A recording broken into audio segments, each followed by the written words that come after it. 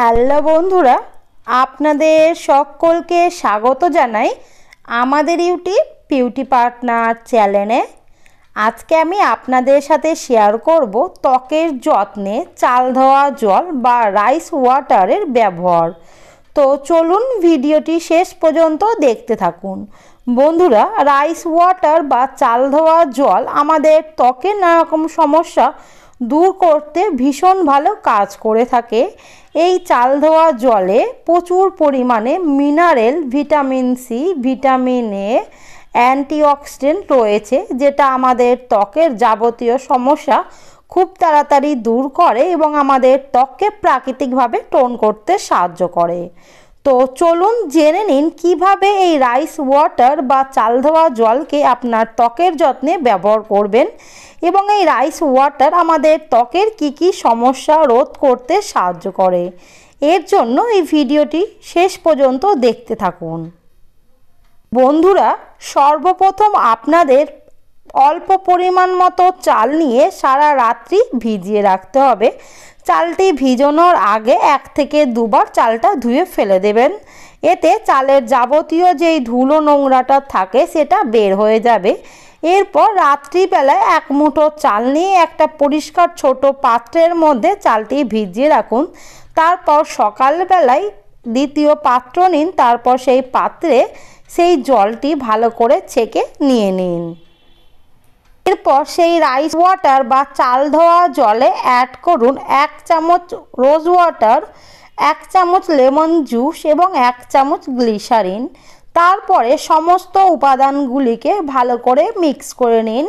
সমস্ত উপাদানগুলি ভালো মতো মিক্স হয়ে যাওয়ার পর একটি টোনার বা একটি স্প্রে বোতলে সংরক্ষণ করে রাখুন।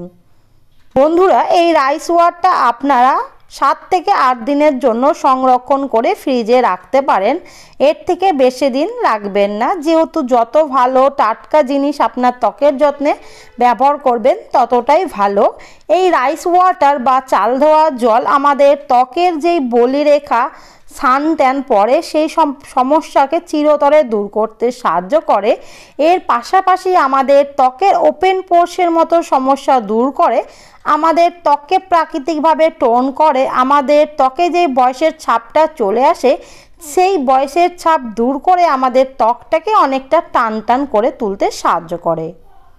এছাড়া আপনারা যদি চান যে রাইস ওয়াটার টোনার হিসেবে ব্যবহার করবেন না, ক্লিনজার হিসেবে ব্যবহার করবেন, তবে সেমভাবে বানিয়ে তাতে একটি কটন বল নিয়ে আপনার পুরো মুখটা প্রত্যেক দিন ক্লিনজারের মতো ক্লিন করে নিন। দীর্ঘদিন এইভাবে রাইস ওয়াটারকে আপনার ত্বকের যত্নে ব্যবহার করলে আপনার ত্বকের যে কোনো দাগছোপ দূর হবে, আপনার ত্বকটা অনেকটা লাইট, ব্রাইট এবং উজ্জ্বলে উঠতে শুরু করবে। এর পাশাপাশি আপনার ত্বকে একটি প্রাকৃতিক উজ্জ্বলতাও ফিরে আসবে। বন্ধুরা, রাইস ওয়াটার বা চাল ধোয়া জলে প্রচুর পরিমাণে ফেরিক অ্যাসিড রয়েছে, যেটা আমাদের ত্বকে সূর্য রশ্মির আলোর প্রভাব থেকে রক্ষা করে এবং আমাদের ত্বকে দীর্ঘদিন যেই ট্যানটা পড়ে যায় সেই ট্যানটাকে খুব তাড়াতাড়ি রিমুভ করতে সাহায্য করে এবং আপনার ত্বকটাকে অনেকটা ফর্সা, কোমল করে তুলতেও সাহায্য করে।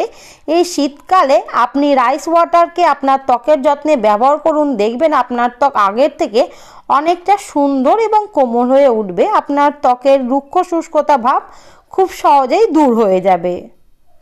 এছাড়া রাইস ওয়াটারকে আপনারা চুলের যত্নেও ব্যবহার করতে পারেন। যাদের স্ক্যাল্পে প্রচুর পরিমাণে ড্যান্ড্রাফ রয়েছে তারা চুলের যত্নে প্রত্যেক দিন স্নান করার আগে রাইস ওয়াটার দিয়ে চুলটা ধুয়ে নিন বা শ্যাম্পু করার পরে রাইস ওয়াটার দিয়ে বা চাল ধোয়া জল দিয়ে আপনার চুলটা ভালো মতো ধুয়ে নিন। দেখবেন আপনার চুলটা শুকিয়ে যাওয়ার পর আপনার চুল অনেকটা স্মুথ এবং সিল্কি উঠতে শুরু করেছে। এর পাশাপাশি আপনার স্ক্যাল্প অনেকটা সুন্দর এবং ভালো থাকবে। বন্ধুরা, এই রাইস টোনারে আমরা ব্যবহার করেছি পাতিলেবুর রস। এটা আমাদের ত্বকের দাগছোপ দূর করতে সাহায্য করে, আমাদের ত্বককে উজ্জ্বল করতে সাহায্য করে। এতে ব্যবহার করেছি গ্লিসারিন। গ্লিসারিন আমাদের ত্বককে প্রাকৃতিকভাবে ময়শ্চারাইজার করে, আমাদের ত্বকের রুক্ষ শুষ্ক ভাব দূর করে আমাদের ত্বকটিকে খুব সুন্দরভাবে কোমল এবং সফট করে তুলতে সাহায্য করে। এতে ব্যবহার করা হয়েছে গোলাপ জল। গোলাপ জল আমাদের ত্বকে টোন করে এবং আমাদের ত্বকের প্রাকৃতিক হারিয়ে যাওয়া উজ্জ্বলতা খুব তাড়াতাড়ি ফিরিয়ে এনে দিতে সাহায্য করে। তাই আপনি নিয়মিত এই রাইস ওয়াটারের টোনারটি আপনার ত্বকের যত্নে ব্যবহার করুন। দেখবেন আপনার ত্বকের নানা রকম সমস্যা খুব সহজেই দূর হয়েছে এবং আপনার ত্বক অনেকটা সুন্দর, কোমল, উজ্জ্বল এবং ব্রাইট হয়ে উঠতে শুরু করেছে। তো আমার আজকের ভিডিও এই পর্যন্তই। আজকের এই ভিডিওটি যদি আপনাদের ভালো লেগে থাকে তবে আমার ভিডিওতে একটি লাইক করে দিবেন। আর আপনি যদি আমার চ্যানেলে নতুন হন তবে অবশ্যই আমার চ্যানেলটিকে সাবস্ক্রাইব করে দিবেন। ধন্যবাদ।